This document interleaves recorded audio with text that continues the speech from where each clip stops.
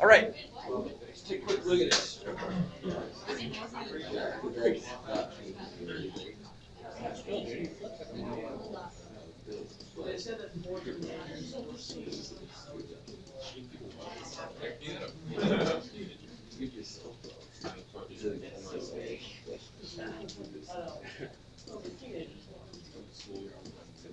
Okay, there's a couple ways you can write this.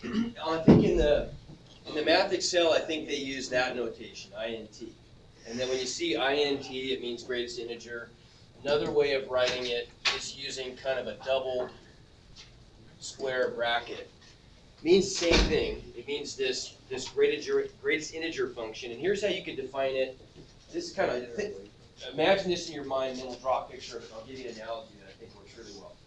The greatest integer function, by definition, if I input a number, it's going to output the greatest integer that is less than or equal to the input. So let's just try a couple based on that verbal definition. Let's see if we can predict some outputs, and then it'll really make sense when we have a graph. So if I give it an input of 3.2, what is the output going to be? The greatest integer that is less than or equal to the input. 3.2. So if I put in 3.2, it has to spit out an integer. But what integer?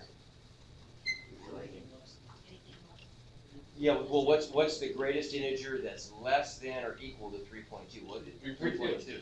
No, 3.2 is not an integer. Remember, integers are those are the knots on a number. Okay, 3, okay.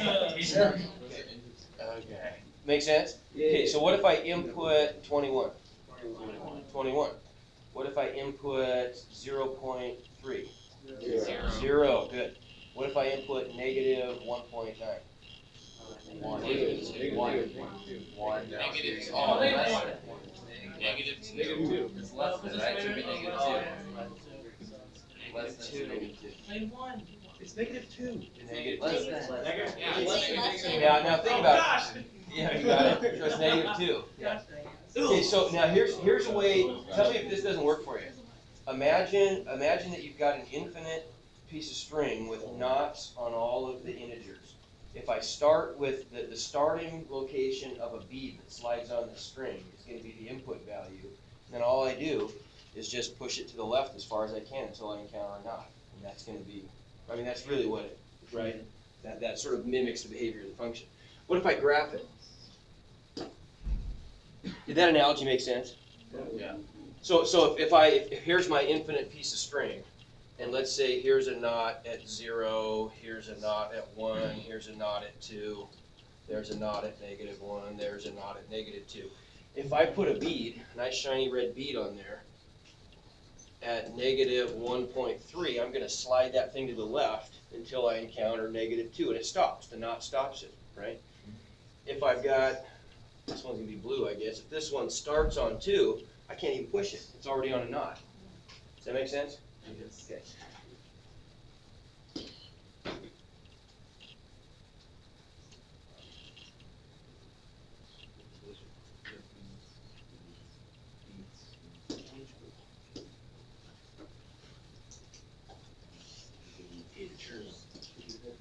Okay, so let's take a look at what the graph of this would be then.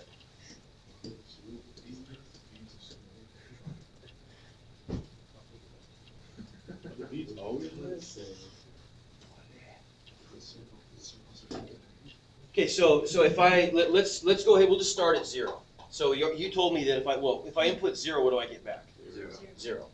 What if I input 0.1, 0.2, 0.3, 0? I get back y values of 0, right? So it's just going to slide along like so until I get up to 1. And then what happens to the y value? It goes to 1. So I've got an open circle at 1, at 1, 0, and a closed circle at 1, 1, right? There's a step in the function. So discontinuity, right? You might call that a jump discontinuity. Does the limit exist there? No. The one-sided limits are different, aren't they? Yeah. It's just going to look like that, isn't it? It's just a stair-step function that just goes forever. And then down here, same thing. Anyway, that's what a graph of a greatest integer function looks like. On your calculator, you can pull this up on a calculator.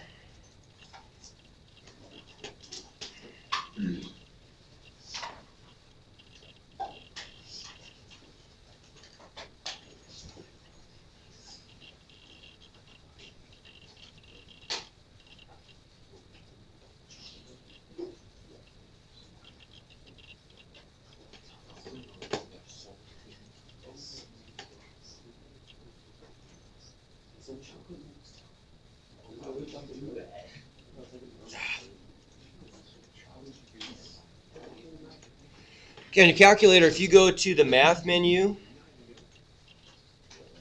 and I guess it would be probably under number.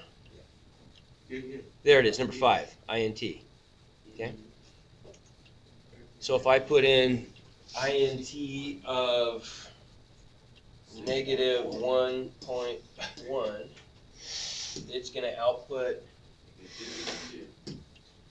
negative 2. And I can graph it. If I go to y equals, come on, clear. There we go. If I graph greatest integer function of x,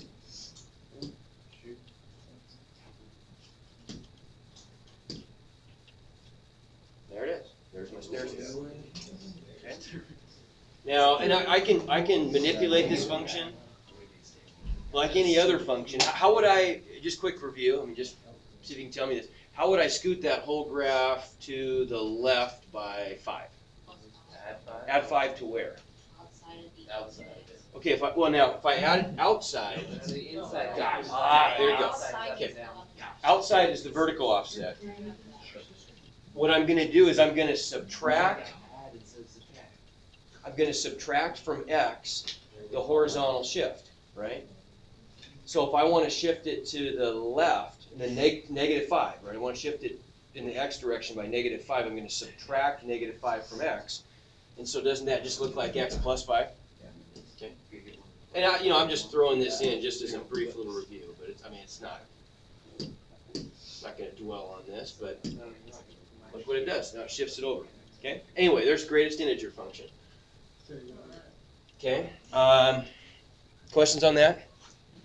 That might have thrown you for a loop. It comes up on the assignment. Any questions from the assignments we need to deal with outside of the lab? Okay, maybe we'll just